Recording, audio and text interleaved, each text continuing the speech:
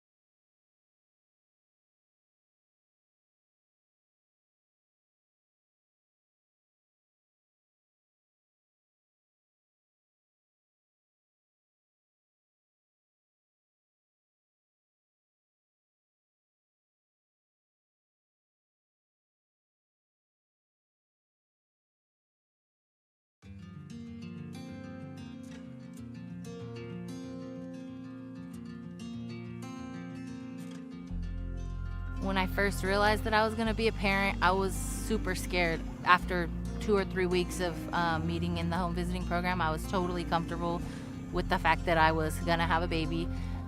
Yes, I was still scared, but at the same time, I felt like I had some sense of strength behind me. If I didn't have those resources that Jeanette provided me, I think it would be harder now. I got into the program and I realized, like, oh, this is nice. And now look at me, I work at a family resource center with parents and families, all this stuff. I'm so grateful that I got the opportunity to meet my home visitor, because without her, I think that I would be 10 steps behind from where I'm at right now. Pero pues aquí pues ya los enseñan un poquito más cosas que uno no sabía. Cómo cuidarla, cómo desarrollarla, cómo educarla, y pues es algo bien, porque pues cosas que yo no sabía, pues ya usted nos las dijo y todo como consejos, y pues muchas cosas que se aprendieron. I don't know what's normal for a 22-month-old baby or an 18-month-old baby, you know. When we get together, we usually discuss and get some progress made with the baby. It makes me feel comfortable, and I associate my parenting with her, my home visitor, telling me, yeah, this is going great. So it's nice to know where they're at, what stage they're at for every parent, and also to give, again, your children that head start in education. If I had any questions with her, just call her up on the phone. You know, it was very relatable, very personal. And, you know, with her getting to know my kids, you know, she got to kind of help guide me along the way. I mean, there were so many cool things that I've learned. I went from a very rough type of life. I was homeless, and she was able to help me get into school, and I actually have enough credits to graduate with the business degree right now. I think I really want to mention just that I'm grateful that I took advantage, because it's something that has put me in touch with my child, or closer to my child and her development. I want other people and parents to know that the home visiting is not something that you should be afraid of. It's actually something that is needed. You know, because she's not just here for her, she's here to help with all of it. She helped me create a safe space where I feel comfortable enough to ask for help. Don't be afraid to take that step. Like, don't be afraid to get help. It's always okay to have extra support. I would say, give it a try. You got nothing to lose. It's free. There's some perks, they've got some great resources. Personally, I think everybody could benefit from the home visiting programs.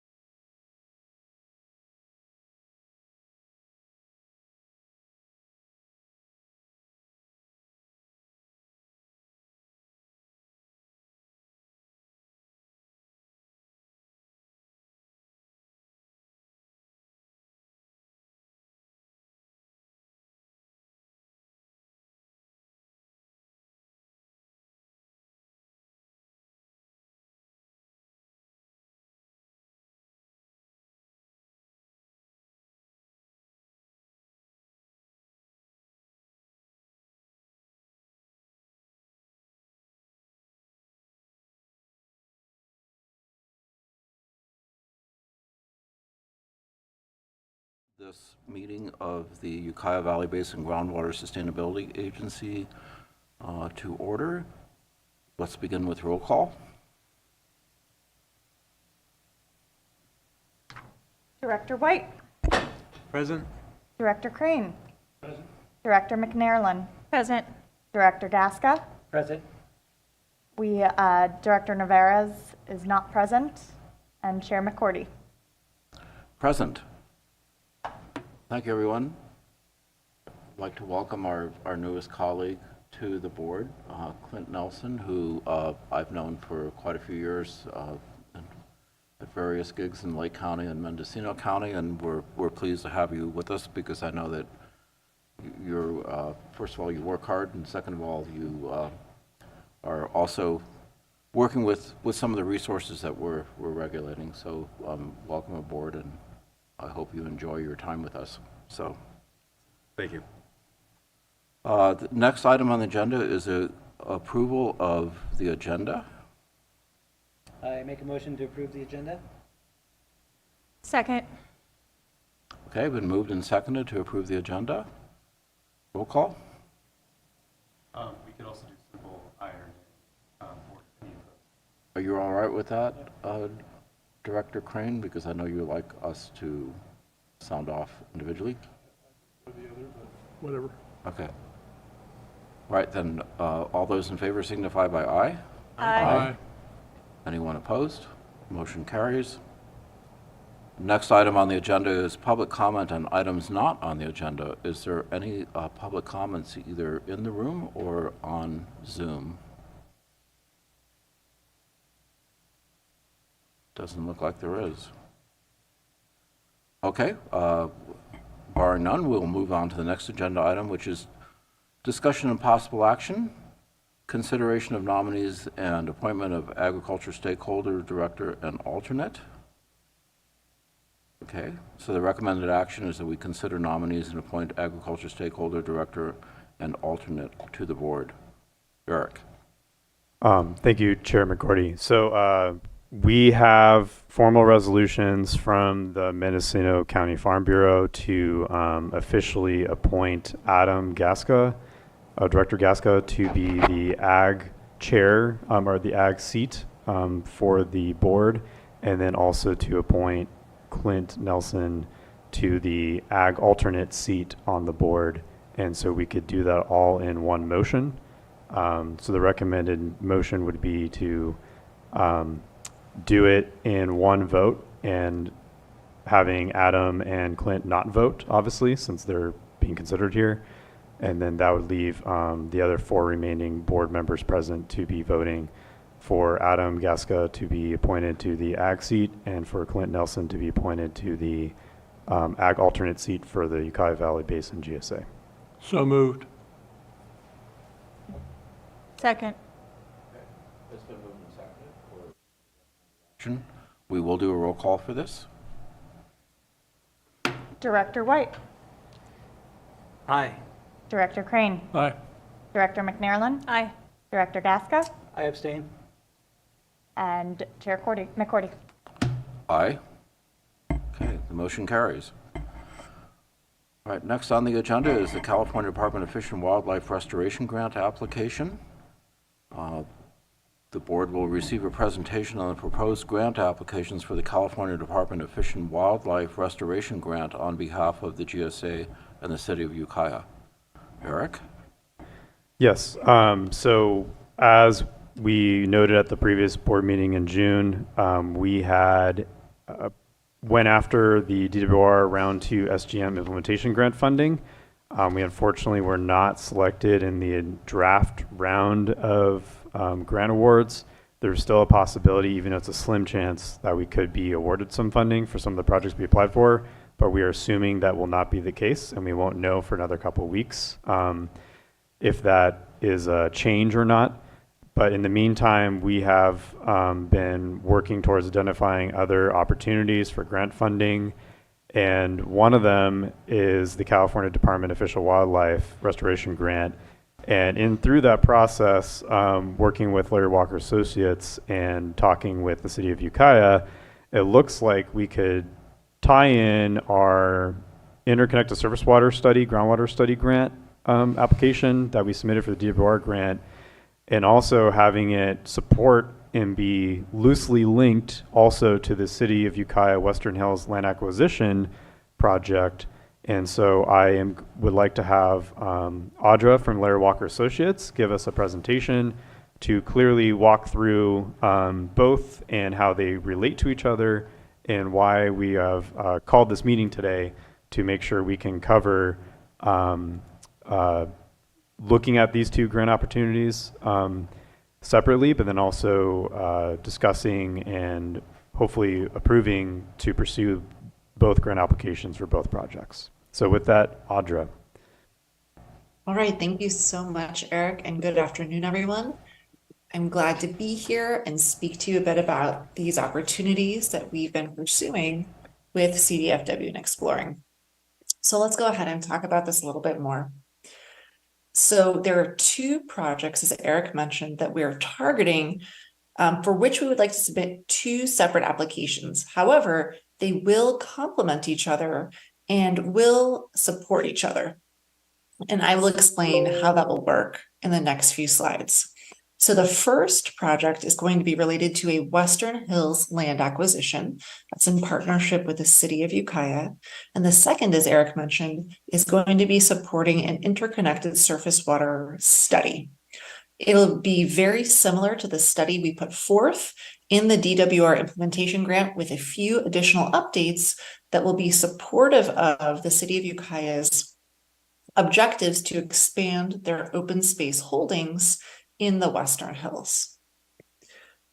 So to give a little bit more, there we go, information about the progress we've made so far, and anybody who did attend our ad hoc meeting a few weeks ago, a lot of this will look familiar. There are a few updates here and there, so thank you for your patience as we work through and update all of the members on our progress. We did have a very encouraging consultation with CDFW staff in which they really expressed support and interest in both of these separate projects that we would like to put forth for funding. They also really liked the connection between the 2 projects, which I'll speak about more in just a moment. And Larry Walker Associates has also recently had great success applying for the CDFW grants in 2 other basins. that were very much focused on interconnected surface waters. I'm actually up in Scott Valley right now, carrying out monitoring and meetings to start to get one of these studies going. So we've been successful. We're already implementing some of these projects on the ground. And the other reason we're very interested in moving forward in this process, if the board does approve, is that there is still substantial funding available. Laura has been speaking with CDFW staff, and they are very eager to approve grants and get this money distributed. Okay, so to give you a little bit more information and remind you of some of the reason we might be interested in the GSA supporting preparation of a grant application that will be for the city of Ukiah to purchase property in the Western Hills. So acquiring land for source protection and groundwater recharge is actually one of the tier 2 project management actions that's been identified in the GSP. And so this sort of important open space, while it is technically outside the literal basin boundary, is an important part of the Ukiah Valley Basin, this watershed. And so it's going to be, again, an important site of recharge for the valley floor, influencing both water quantity and water quality. And so just to be clear, the hope in our community, or what we've understood from the city of Ukiah, is the hope is that Larry Walker Associates, as part of the, on behalf of the GSA, will prepare this application, but city of Ukiah will actually be executing the purchase and the management of the property. So this is really an application on behalf of the city of Ukiah. So the GSA, in essence, would be providing support, and CDFW looks very favorably on situations like this, where agencies support another agency in grant application preparation. It's considered somewhat of a match. So that is not strictly required to submit a grant application. Matches are not required, but it's considered a very much a positive when grant assessment takes place and award decisions are made. And so another neat thing is that the city of Ukiah has recently acquired, over the past few years, over 500 acres. And so the property that I'm about to show you would be adjacent to their existing holding. So it'd be a neat expansion. So they have identified 160 acres in the Doolin Creek watershed, excuse me. So you can see the 3 parcels here, and I'll show you how these parcels relate to the Ukiah Valley Basin and some of our monitoring networks in later slides. But just so you can see here, Doolin Creek transects part of the 3 parcels that one owner has agreed to sell to the city of Ukiah if grant funding comes through. So they have a willing seller letter in hand, which is what CDFW requires. So they're very well positioned to move forward and execute the purchase if we do submit an application and funding comes through. And so again, this area, another reason we're very interested, not only is it part of this Doolin Creek headwaters and would expand the protected open space in the Western Hills, it's currently being impacted by cannabis cultivation. So it provides a really great opportunity for restoration, which again is something that CDFW is very interested in and supportive of, and again is something that would potentially be a great benefit to water quality and quantity in the Ukiah Valley Basin. All right. And also, the city has indicated that the seller is expressing an interest to sell this property for development should the funding not come through to purchase it and preserve it as open space. Okay, I can pause to see if there are any questions so far, but I'm going to describe one more property. Okay, so that is our primary focus, is going to be this 160 acres. The city was also recently made aware of an additional 30-acre property that's part of Gibson Creek. And again, I'll show you a more regional map that gives you some context as to where these locations are relative to the basin. And so they are currently negotiating a willing seller letter, but they feel very optimistic. So we are also mentioning this property because CDFW has indicated if we do submit an application, that it would be perfectly acceptable to include both properties in the same application because they are working towards the same objective of expanding the holdings of protected open space in the Western Hills. Okay. So that is my sort of first overview of looking at the Western Hills land acquisition. Now we're going to talk a little bit about interconnected surface water and the study that we would like to have funded by CDFW. So as I mentioned earlier, our initial submission at this point appears to have been denied from DWR. And so at the same time, DWR staff had advised in their notes that accompanied their recommendation for approval of the GSP, that really getting a better grasp of the interconnected surface water throughout the basin is something that they advise before the 5-year update. And so again, thinking about filling data gaps, establishing more monitoring, and again, understanding the sort of extent and timing of interconnectivity. So that's really encapsulated nicely some of the major goals that we have for the interconnected surface water study, and it would give us excellent data to help support things like model update, and again, defining some of our sustainability criteria moving forward as we move into the process of the 5-year update. And so we have been able to implement a suite of different strategies in some other basins that we would also want to deploy in Ukiah Valley Basin. So a combination of using different physical and geochemical tools to help us try to better understand, again, some of the spatial and temporal aspects of interconnectivity. So where is groundwater influencing in-stream flows in different parts of the basin, different times of the year? So again, using these different tools and also leveraging our existing monitoring network. So as described in the GSP, here you can see a map of the wells and stream gauges that comprise the existing ISW network, monitoring network.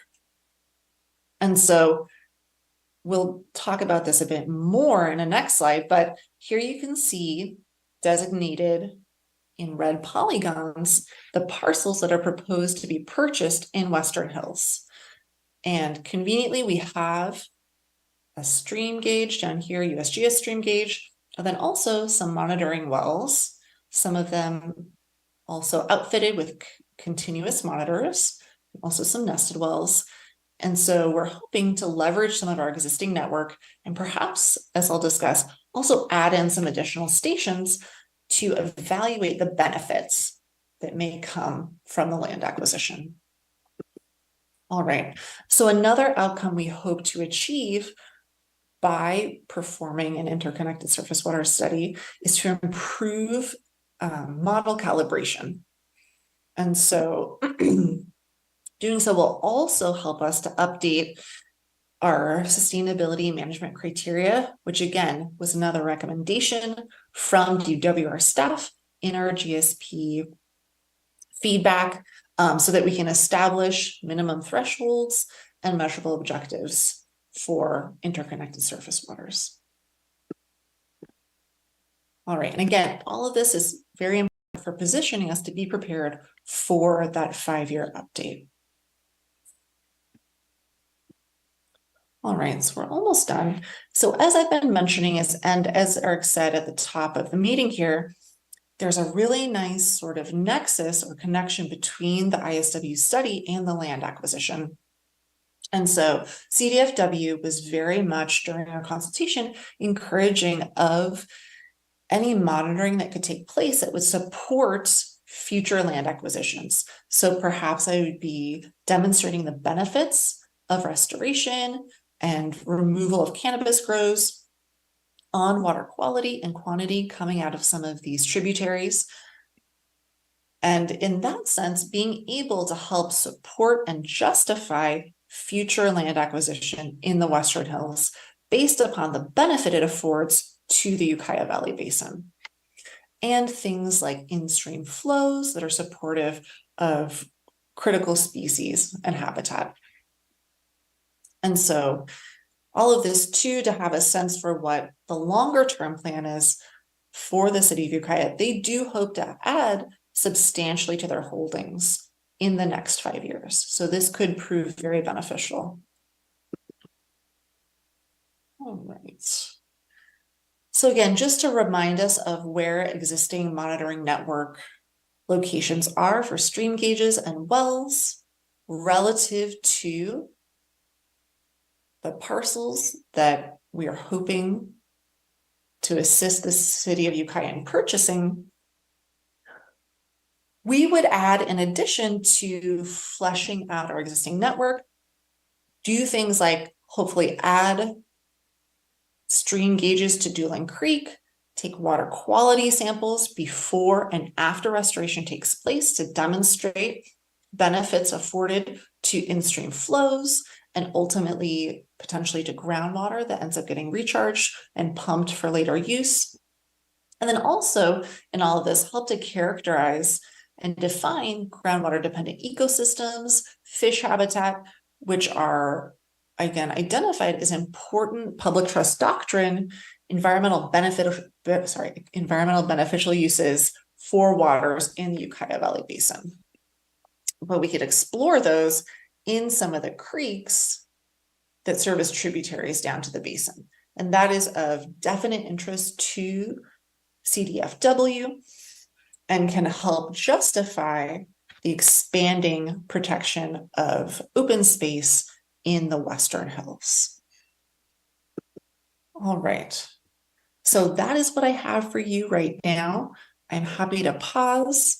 And please, Eric, add anything that I might have forgotten or missed, and happy to answer questions.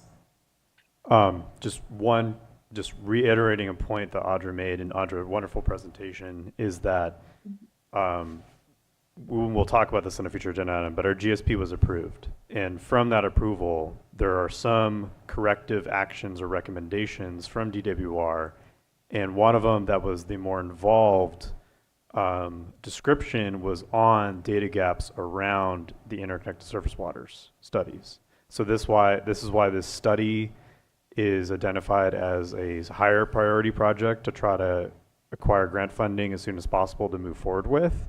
And that was partly discussed at the ad hoc level at the committee. And then the Western Hills land acquisition just happened to be something that also is really a good fit for this grant opportunity, and that the city of Ukiah has a lot of interest behind this. And so seeing the connection between these two and that it could potentially be benefiting future land acquisitions down the road to protect more land for source water protection, and also to help understand the benefits of that, which could maybe be applicable to future projects. This just seems like a very well-rounded, two-pronged opportunity that is very much in line with the GSA's goals and objectives and our sustainability goal. So I just wanted to emphasize that point, and then pass it off to Chair McGordy. Well, thank you, both of you, for the presentation and for the commentary. So are there any questions from board members or comments about this proposed work? Yes. I support the proposal. I have a question about the characterization, the last bullet point on the slide. Is there a reason to not include Ore Creek?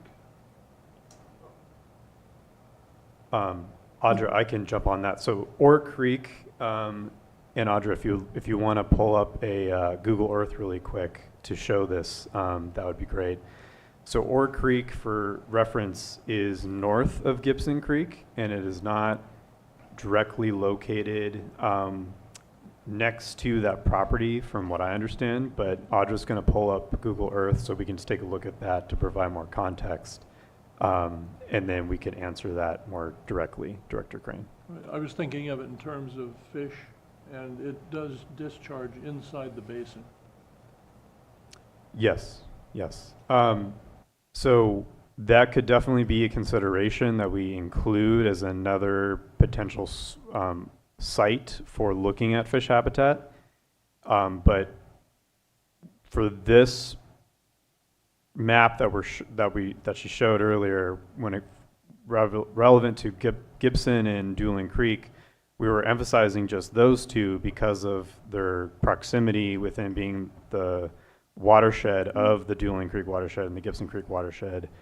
But we could certainly explore, and we would explore, other areas or other creeks that we would want to understand the fish habitat more, and Ore Creek could definitely be one of them. So Audra, if you're ready, you can share your screen and we can just show context. The three that are listed there all go to the river at the same point, which is basically at Talmadge Road. Ore is the northernmost, but it tracks across and comes into the river south of the old sewer treatment plant, which is on what used to be called Lavaji and is now called East Gobi. Thank you.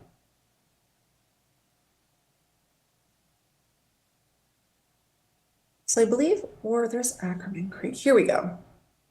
So here is Orr's Creek. So that is a bit north. Here is Gibson Creek.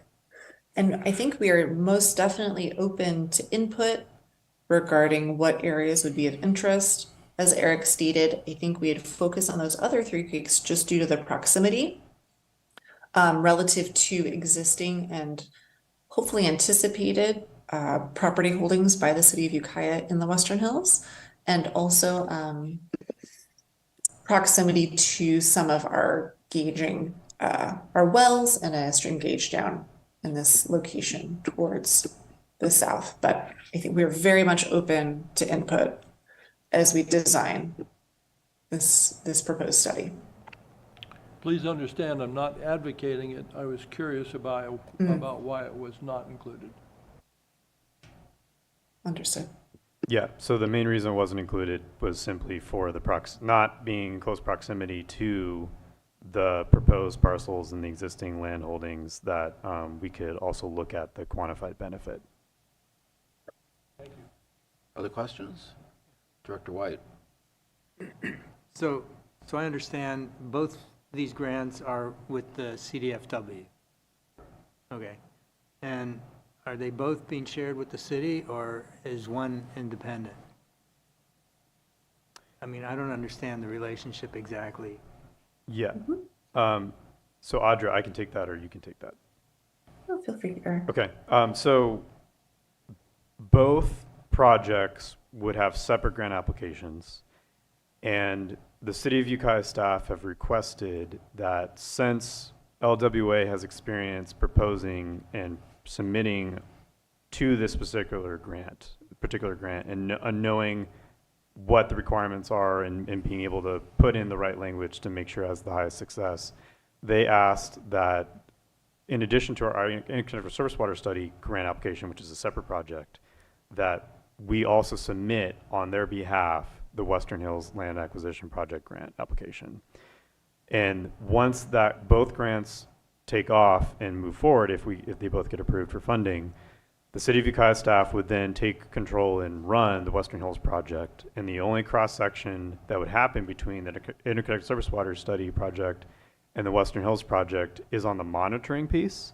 And then for the interconnected surface water study, to incorporate scope item and description and analysis around talking about what were the quantified benefits that we measured from extra monitoring points of the Western Hills Land Acquisition Project, and then basically making a statement to the effect of whether or not we see that as evidence that should suggest that we should do future land acquisitions and supporting future land acquisition projects in the Western Hills.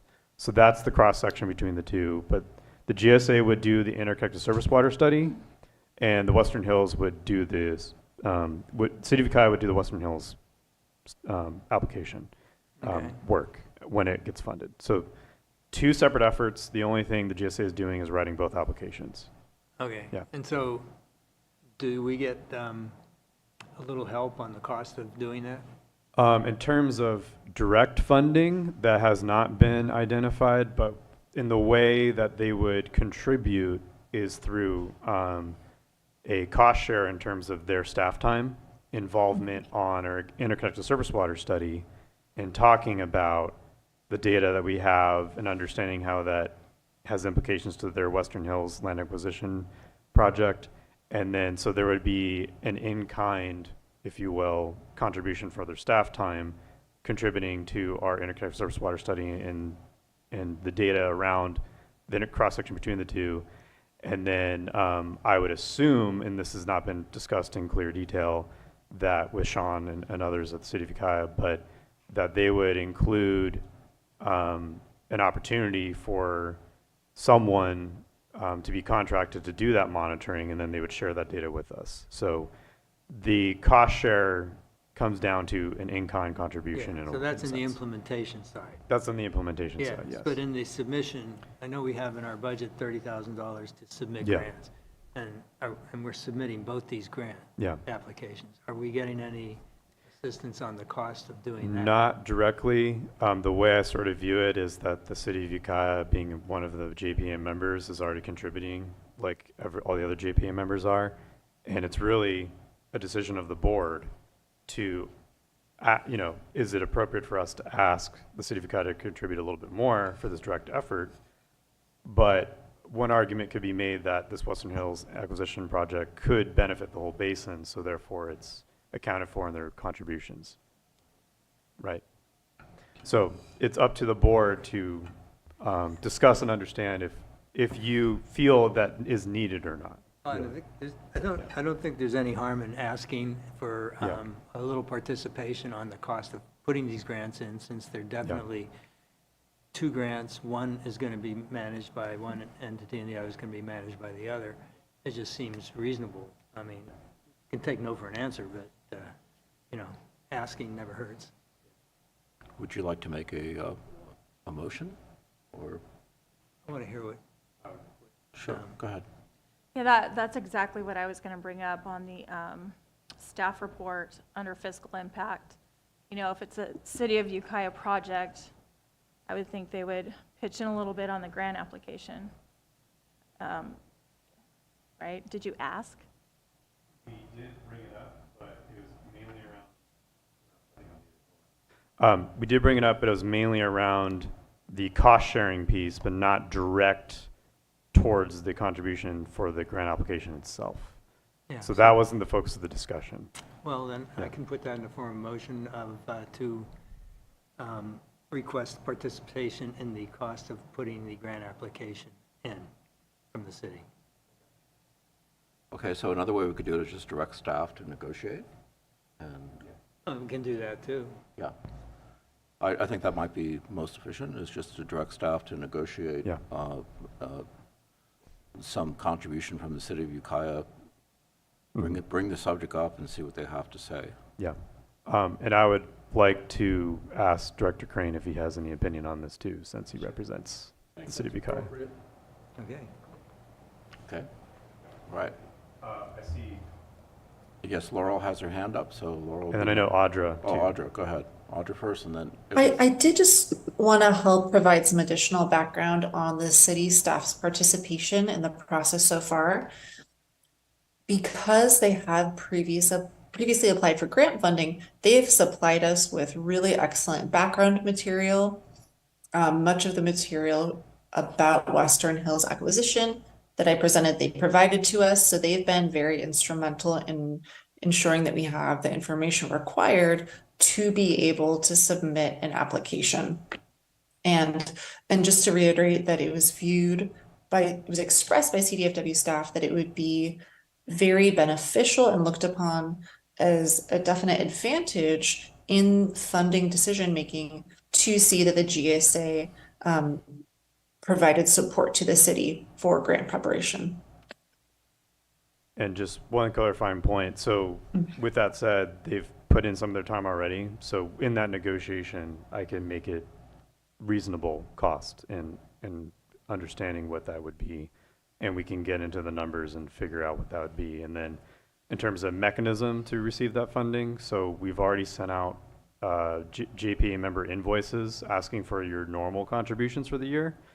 But as we talked about in the last board meeting, we will be asking for an additional contribution.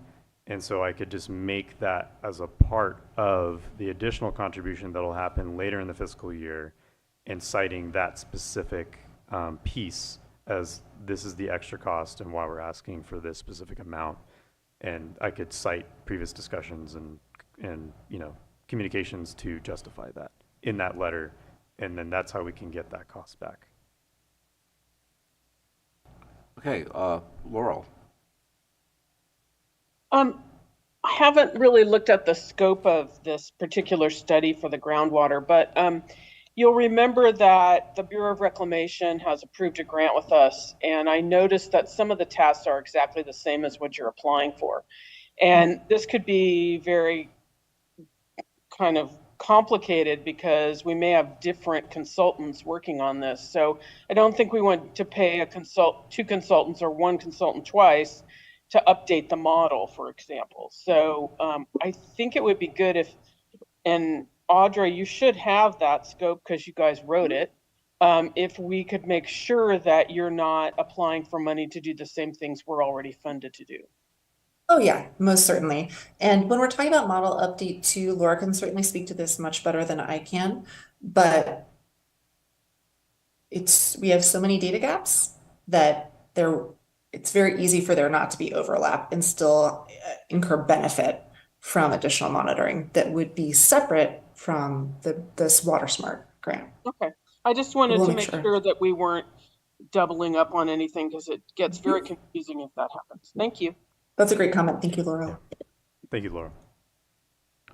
Questions from other board members or comments? So I have a couple. So the first one is that as fish habitat, Dueling Creek and Gibson, I think, are pretty heavily modified in places going underground and so forth. And how does Fish and Wildlife view that?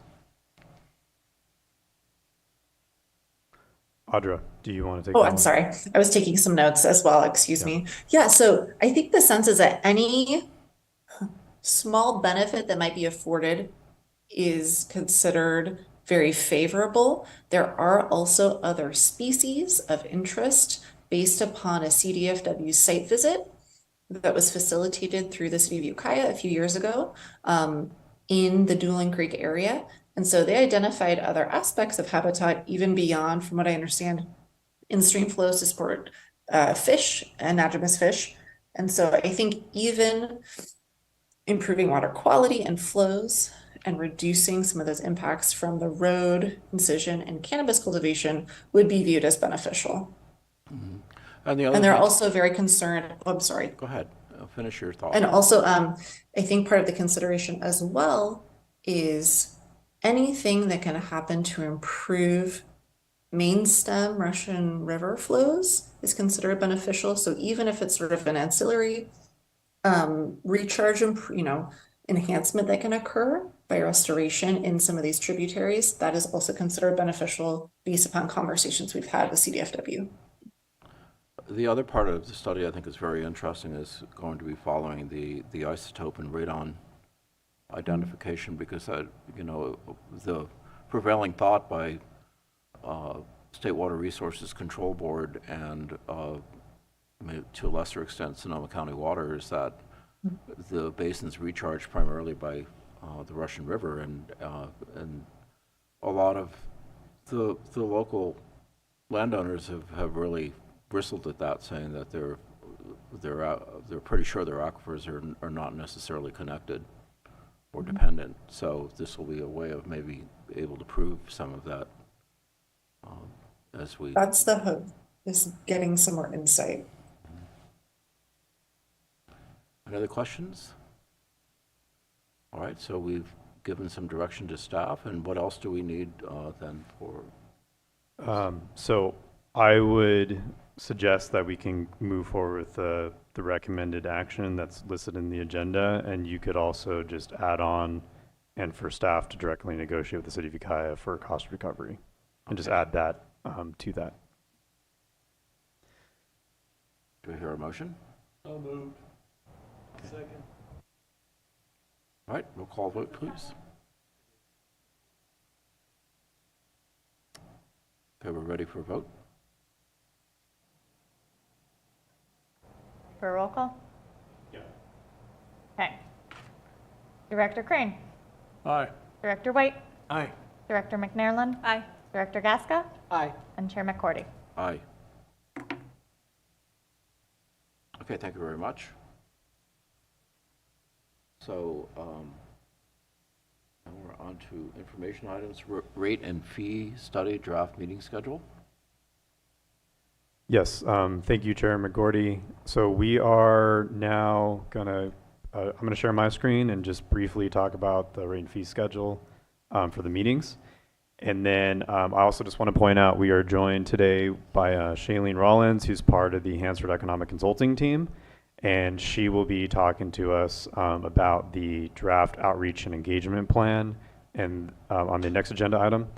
But let me share my screen and I can talk about the schedule. So our normal schedule, as you are all aware, is typically we have it on the second full week of the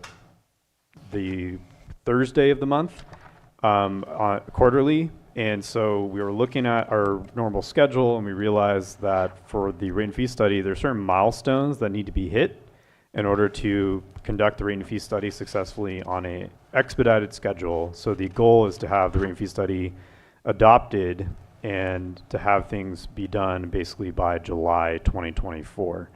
And so for that to happen, we had to look at our schedule and modify it in order to be aligned with those milestones. And we plan on having multiple board meetings. That is a little bit more than the 4 we would normally have in a year. We may have a 5th, depending on the need. We even may have a 6th, depending on the need. But the main point to point out here is that we have a board and workshop for most of our meetings. And for the January and the March meetings, that the workshops would happen in the preference and a recommendation from Hansford and also GSA staff, and based on feedback we received from the TAC earlier today, is that those workshops in January and March would happen in the evening to get the most benefit and public engagement we can from the public for those who have full-time jobs and work during the day. And so for the other workshops you see on here, they would be happening during the normal time frame that you see listed from 1:30 to 4:30. But for the January and March, it would be our normal board and TAC meeting times.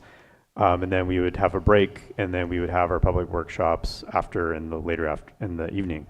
So one other piece of feedback that we received from the TAC earlier today was that the October 12th meeting is occurring during the harvest season, and so that might be challenging to have the full engagement from the agricultural community and the wine growers.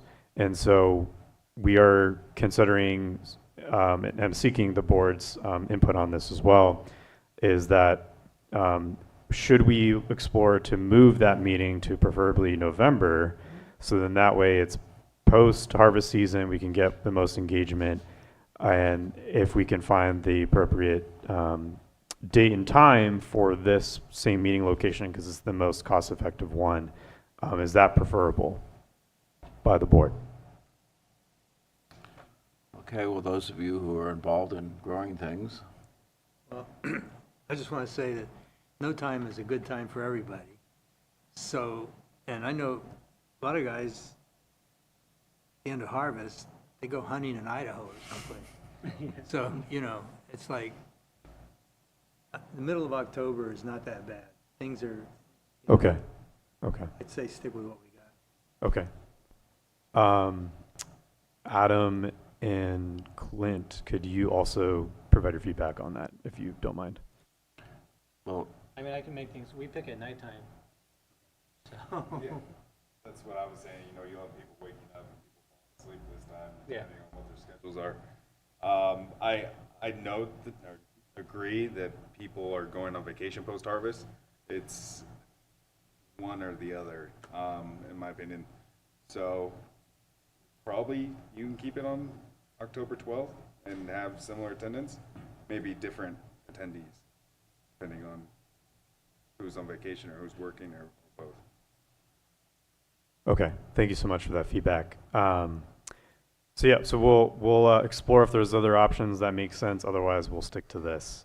So with that, that's it for this agenda item. We can move on to the next one. And just reminder for everyone, if you don't mind speaking closer to your microphones, that'd be perfect for those online. okay, so we've done agenda item 5A, so now we're on to 5B, rate and fee study, draft outreach and engagement plan. So with that, I'm going to pass it off to Shailene. Hi, everyone. I'm Shailene Rollins, and I work with Hansford's Economic Consulting, and we are teaming up on the fee setting process. Catherine is the fee guru and number setting person, and I am the outreach person. So with the beginning of the project, we have developed a rate and fee study outreach plan. This plan is considered fluid and can be updated as needed as we move through the outreach process. This is basically a starting point and an outline to make sure that we are all on the same page in terms of how we go about approaching the outreach effort from the very start. As you can see, we just give some history just to say that we understand the project and what we're going to be tasked with. The next section, we have set 6 specific fee setting goals.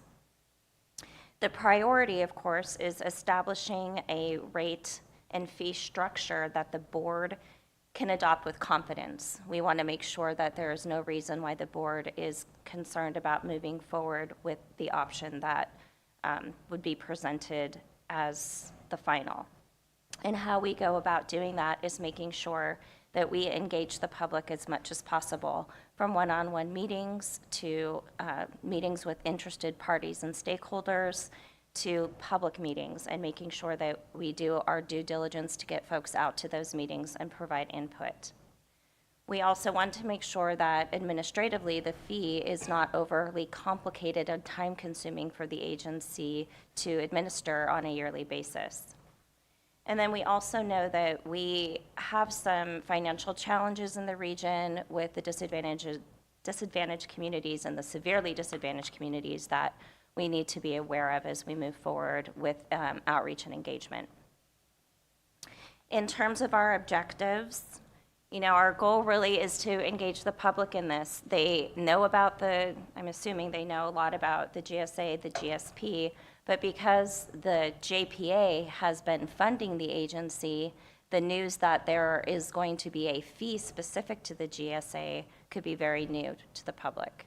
And that's something that we'll have to make sure is very clear about why the agency itself has to have its own fee, because SGMA requires that the agency is self-sustainable.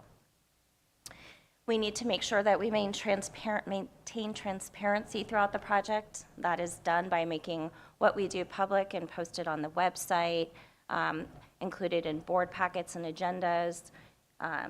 Of course, public workshops, board meetings, et cetera, are open to the public, and we hope that we do get folks out here to ask questions. And we also need to make sure there's ample opportunity for review. It's not a matter of a one and done approach with outreach. You want to make sure that you're implementing outreach measures on as many channels and vehicles as possible. We do know that with some observations in the community itself, there's different land uses out there. It's not just all urban, it's not just all ag land. When Catherine and I worked in the Salinas Valley, it was 90% ag and 10% urban. So it was a pretty clear way to delineate the fee to a certain degree. Here, it's a lot more diverse, And then you also have the tribal government lands to consider. Again, the social economic standards and situations within the valley are very diverse. There's a large Spanish-speaking population, and we do recognize that and have it in our plan to make sure that materials are created in both languages. The TAC also reinforced that request. And we know that there's also the concern just over groundwater availability and quality, and so a lot of those things we just need to discuss in our outreach efforts. And there's also the strong sensitivity to environmental interests. While the fee doesn't necessarily impact directly the environment, it does in the big picture of protecting groundwater resources. So the next is just a pretty long list of interested parties, stakeholder organizations and agencies. Small water systems are on the list, not specifically named, but we will be reaching out to the small water systems and public water systems that are within the basin boundaries. And the TAC recommended that we also include the wine, what's it called? Mendocino wine growers in that list, and so we will go ahead and update that as well. And otherwise, you know, we've asked that we can go back to them and ask for specific representation or contacts for these different groups and resources so that we can start opening the door and making meetings. And the plan is to do individual as well as group outreach to these associations and agencies as appropriate. Any questions or additions to the list that you can see right off the top? Yes. So I just want to put things in context and see if I've got this right. As I understand it from our study, we figured there's about roughly 2,000 acre feet of waters used by urban use and about 5,000 by ag. Does that sound right? So about 30% is urban and about 70% is agriculture then as we look at the balance. So it's not a huge amount of water if we start thinking about on a per acre foot basis, and when you consider that we have probably somewhere around 300,000 to 400,000 acre feet in the ground, we're really talking about a very small amount of water that goes in and out. And I just, you know, if you want, I'm looking at this thinking that it's sort of like, you know, well within the margin of error of whatever naturally happens inside of the system. It's almost like we're not there from the point of view of what the basin represents. Yeah, so just to speak to that point, there's two different routes for funding. It's Prop 26 and then Prop 218, I believe. And depending on which one you take and depending on the structure that's proposed, you could do an acre pumped, a dollar amount per acre foot, which could be very expensive in a low pumping basin, like you just pointed out, Glenn. But then there's another approach, which is more of a property fee type of approach or something like that, to where it's more equally distributing the cost around all property owners and then doing some other calculations to make that as fair and as possible. So we're not focusing on that today. That will be what we discuss at the October meeting. Correct. And that's when Catherine and her team will introduce the possible options, what the data we have so far is saying, and what they're thinking is what is the path. But then the official direction and which way we go is what we will decide at the January meeting, is deciding a path to move forward on that we're comfortable with. And so those discussion items will happen in October and January specifically, where we can dive deeper into that detail. And those types of questions could be answered more directly to our experts from Hansford Economic Consulting. I guess I'm just warning everyone, prepare for a challenging time. Since I'm also thinking about money from the county's budget and the deficits we're facing, and yet another unfunded state mandate for us to deal with, it's going to be an issue, yes. Are other boards doing this instead of having us contribute, who we represent? Or, so right now, you know, our agencies are funding this board. So this will this will increase the number of people, so it should decrease our costs, right? Our agency costs that we contribute. So is this what other boards are doing, right, like this, dividing the costs out? That's a really good question. So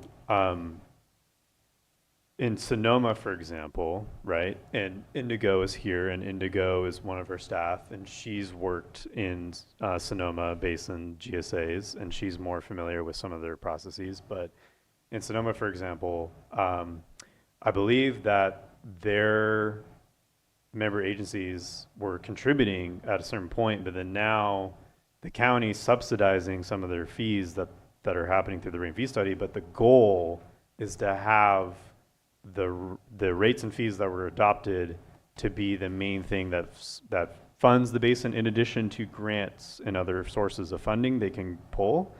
And there's variety of basins, not necessarily just GSAs, but other municipalities and water agencies around that also have taken the same approach. And for our basin in particular, the goal and the idea is that once we start collecting rates and fees related to our costs, we will then be able to find the appropriate time to then take the GSA member agency contributions and decrease them to a point to where it should go away, and that we're being self-funded by the basin itself and all the members in it, and not just the agencies that exist. But that's a part of the discussion we will go down in October and in January, is to talk about what the options are, what may make the most sense for us, and then ultimately making a decision. But yes, the other agencies, other GSAs are doing the similar path, and it's not unusual for the member agency contributions to decrease over time and to be replaced by these fees.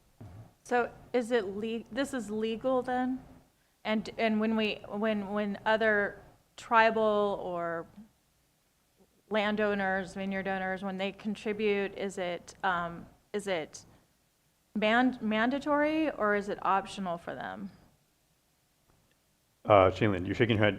Mandatory is in yes? Yes, or? mandatory is Yeah. in yes, because in order to adopt a fee, it does have to go through a California approved proposition process. And the most common is Prop 26, which is allowed under SGMA, and there's also Prop 218, also allowed under SGMA.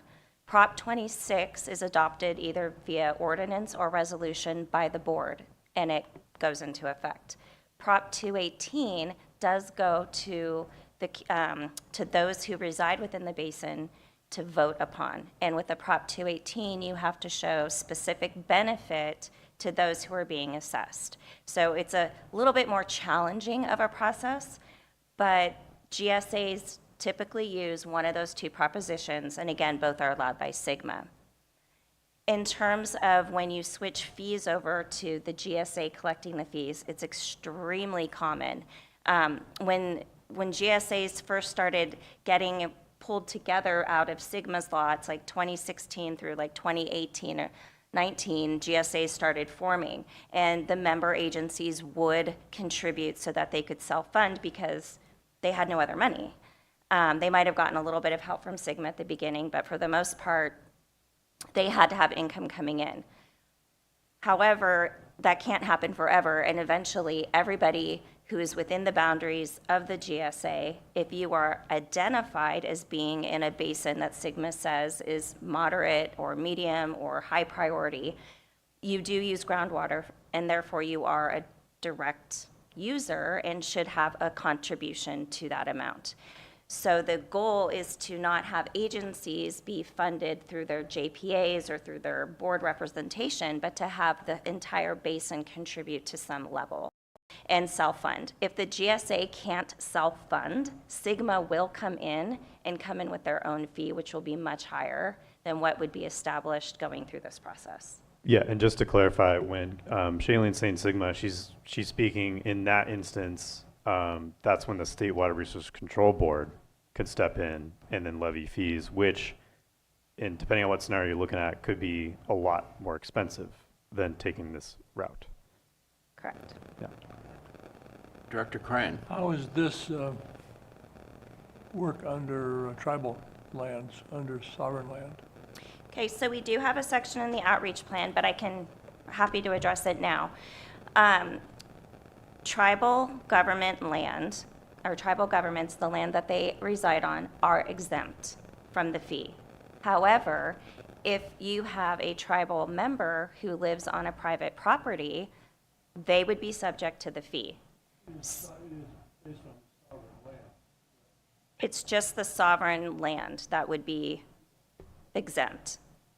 So we did meet with Holly, who is the attorney for the GSA, and she has a great amount of knowledge about how to best work with the tribal governments. And so she had a hand in helping us develop the specific engagement for the tribal governments to make sure that they are looped in right from the beginning about what's going on, not just with the fee study, but to the GSA. And for that, I'll let Eric explain the first letter and communication that's going out. But we do have a plan in place to open the door, ask for their interest, ask who their representations might be, and really try to get them active in this process. Because if they don't live on government exempt land, they will be subject to the fee. Yeah. So that's basically the Ukiah tribe, because that's not technically recognized as a tribal land. So in that instance, yes, they would need to be engaged because they're another entity that exists that could be subject to the fee, and their members could be as well. Yeah, when you said ordinance adopted by the board and would be enforced, what board is that? This board? Yes, the GSA board. The GSA board has the ultimate authority to provide direction to staff on which way to go about setting the fee setting process.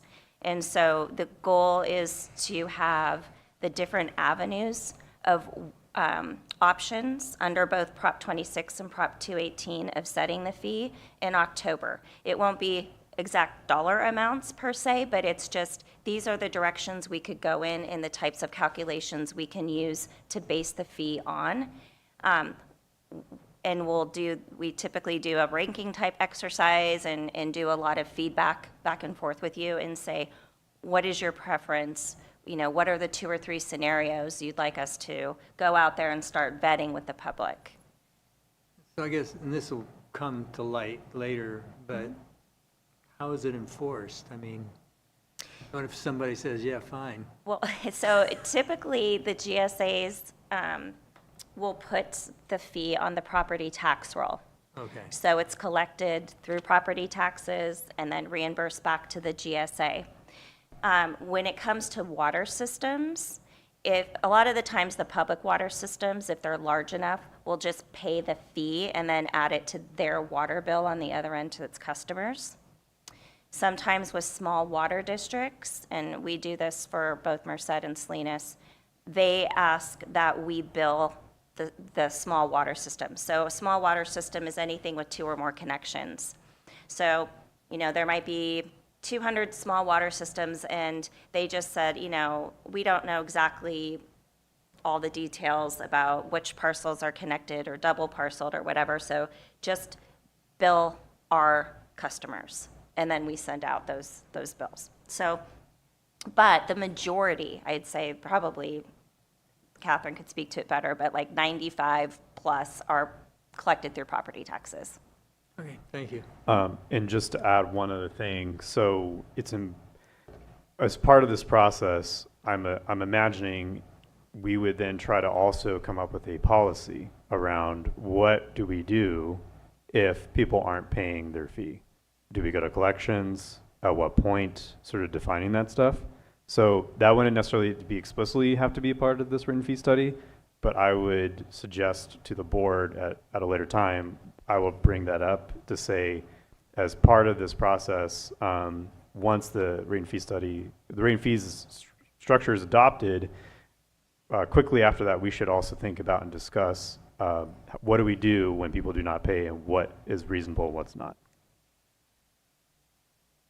Right, and I shouldn't speak to whether or not Catherine helps with that, but like in developing the ordinance or the resolution, whichever your board adopts, there can be language.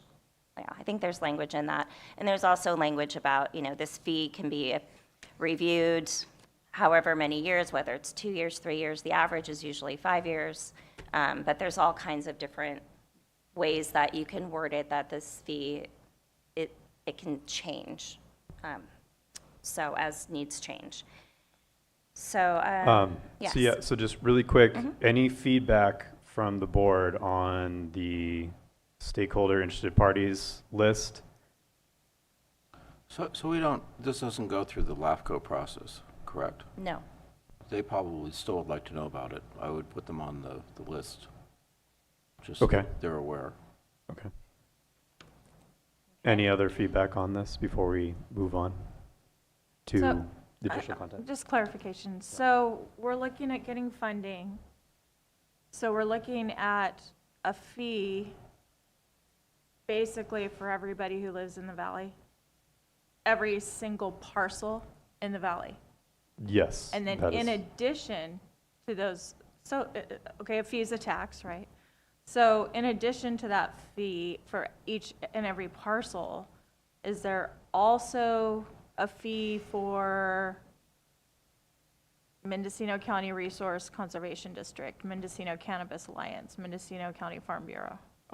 There could be, depending on what agency is residing there, but I would just encourage us to not get deep in the weeds in these particular questions now at this meeting. That I think would be better and more productive if we have these types of questions for the October and the January meeting. The objective for today is to give feedback on the outreach plans. That way Shailene and Catherine can have a clear understanding of where there's gaps they need to fill so they can do the most effective engagement with all parties, including the tribes. Okay. Want to continue? Shailene. Yeah. Yes, okay. So are there any other questions about the tribal engagement? Okay. Dominic, you have your hand up. Is it related to any of the stakeholders Yeah. or tribes? Can you hear me? Yes. Okay, great. So I just wanted to make you aware really quickly that we have written translation services in 8 languages for documents up to 5,000 words. And then we also recently started a verbal interpretation service for meetings, whether they're virtual, hybrid, or in person. So if you want more information, it sounds like it might go well with this process and these meetings you're talking about, just reach out to me and I can connect you to those services. Thank you. Appreciate that. Shailene. Yes, perfect. Okay. So with the next section is just the interested parties engagement. And this is where we go out and we will work closely with the TAC and work closely with representatives from various organizations and associations as listed on that stakeholder list. And in doing so, request either one-on-one meetings to gain feedback, request that if they already have a standing monthly meeting that they would allow us 15 to 20 minutes to present and collect some feedback from their already in attendance membership.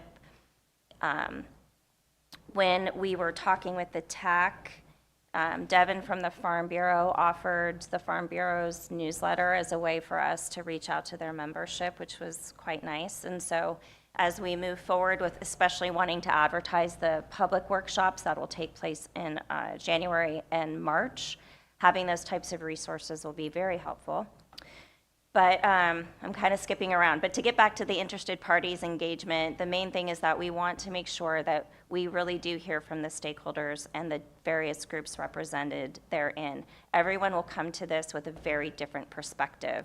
And what seems really obvious for one particular group, say ag, might be very different to environmental, might be very different to the DAC representatives out there. So it is important that we do our due diligence to reach out to these folks and do some meetings.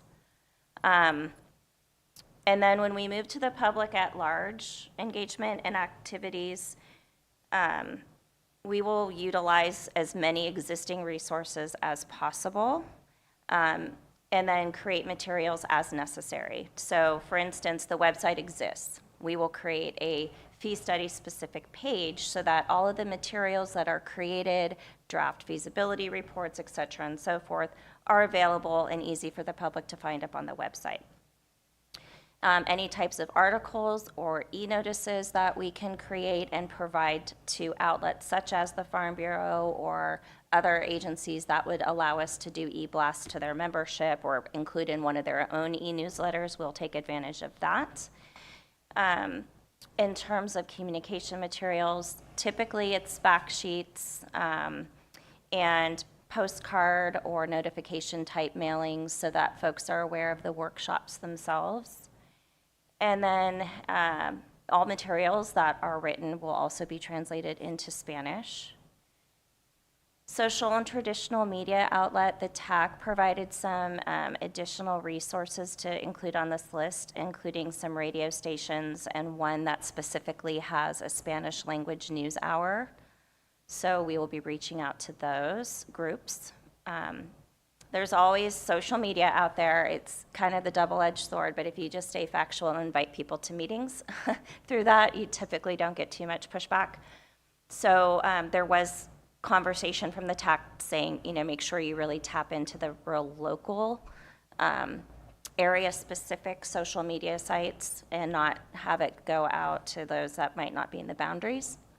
Another way to address the boundary issue is to be able to have them go and click a link that would take them to the website where they could just look at the boundary map and see if their parcel is located in it. And we do that a lot of times on projects, and you might already even have that.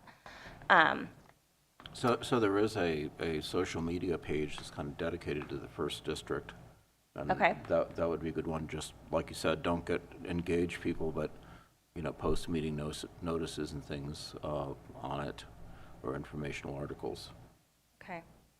And you mean the first district for the Mendocino County? Right? Yes. Yeah. Yeah, and that you know, that's basically includes everything from the county line up to past Powder Valley, but the heart of the district is pretty much the Ukiah Valley Basin. Okay. So. And we might be reaching out to some folks just because as an outsider, we might not be able to post to pages. Mm-hmm. And then sometimes if you don't live in the community, they don't let you join or whatever. So we can sort all that out later. But the general gist is to do as much as we possibly can, especially to get the word out there about workshops. You know, we can't stress enough the importance of trying to get folks to attend these workshops that will be scheduled in the evening in January and March. If we have low attendance, there's other grassroots efforts we can consider, especially after the January meeting. TAC mentioned farmers markets, which I think we had talked about in the initial planning of this. And then there's other things like, say the Farm Bureau has a booth at an upcoming XYZ in the region, or the Russian River is doing a cleanup day or something. We can maybe provide them with flyers or pamphlets or something. So we can get creative if we're not having great interest in the first workshop. So that's kind of the overall gist of the outreach plan. And again, the document, it'll remain fluid in terms of, you know, we say we're going to do these 3 communication pieces, and then it turns out that, oh, we didn't need those, but we really needed these. The point is, we get it done. Any questions, feedback? Yes. I was saying maybe, Adam, is your mic on? Yeah. Yeah. People to add would be Regina Water Company, and River States. River States? Yeah. They're mutual water companies, so they're privately owned, but they would be affected somehow. Mm-hmm. No, because they're a private mutual water company, but they serve, Regina serves quite a few people. Regina was asked to be part of our web, but they don't. Any other questions? Okay, so we don't need to take any board action. This is strictly informational. Okay, so with that, we thank you very much, Shailene, for presenting and giving us a kind of a forecast of what to expect in the process. You're welcome. So we just have one last agenda item, 5C, and then we should be good to go. Okay. So 5E, Ukiah Valley Basin GSP approval and 5-year GSP update outlook. Staff. So great news is that our GSP was approved, and with that approval, as mentioned before, we did get a feedback document that was pretty extensive, good feedback, not bad feedback, that basically outlines the corrective recommendation actions, and I'm going to share my screen really quick just to very briefly touch on them. And really the main thing that to take away from this is that our GSP was approved, which is great, makes our lives easier. But then with these corrective actions that are recommendations, it is great to know what DWR's comments are, because then we can look at these and evaluate them and prioritize what need to be addressed in our 5-year GSP update, which, by the way, DWR is now calling the 5-year GSP update a periodic evaluation. So in the future, if we use that term, that is the new term, and so we're going to phase us into saying that. We didn't want to throw it out right off the bat of using it. But essentially, it's focused on water budget, chronic lowering of groundwater levels related to sustainability management criteria, water quality, which was a little bit of a surprising one, but it is actually not a alarming thing at all. And then the interconnected surface water SMCs, which, as mentioned with the CDFW grant opportunity, we're hoping to address a lot of these in that effort, and then also the monitoring network to make it just a little bit more clear. So overall, the feedback was pretty helpful from DWR, and it does give us more guidance on what to do for the 5-year GSP update, or the periodic evaluation as it's being called now. And we have that information, so that is the plan, is to incorporate as much of these recommendations as we can and being addressed in our next GSP update, which will happen. It has to be submitted in, I believe, March of 2027 is the deadline. So that's what we're aiming to do. And just wanted to let everyone know that that's the great news, and we have the feedback, and now we can move forward in that regard. That is really great news. Any commentary from board members or questions?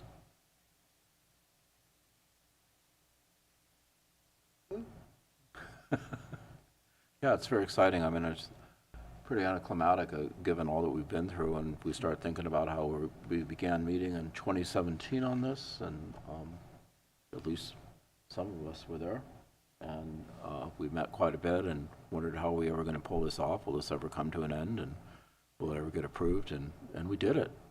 And I'm just kind of curious about stats, so I was kind of, because I gave a really small presentation to the board at the end of a very long meeting. There's 260 basins that are required to have GSPs.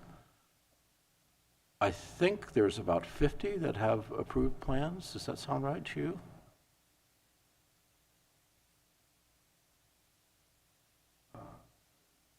Yeah, so there's been about, I think, around that much have been approved, and then there's a handful in the Central Valley in particular that were not approved, even after giving them another opportunity, those basins another opportunity to address the concerns and comments from DWR. So in those basins, they're now going through the disciplinary action process with the State Water Resources Control Board, and from what I hear, it's not a fun thing to go through. So just emphasizing the importance of getting this approved, and then also the importance of us continually updating our plan surgically where we can, and to do everything we can to avoid state intervention, because it can become more costly depending on what happens.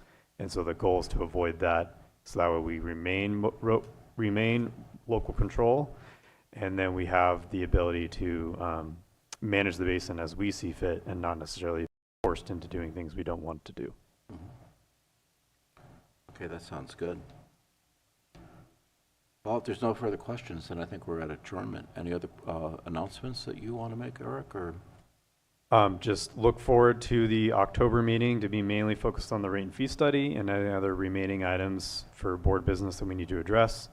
But for the next year, it's mainly going to be focused on the rate and fee study. And if we get funding for those 2 projects, then there will be more discussion around the interconnected surface water study. But the rate and fee study is the absolute critical item this year that will be focusing most of our discussion. Okay.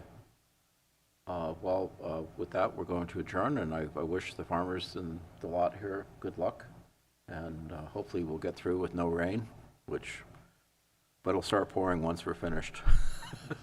All right, thank you very much. Thank you, everyone.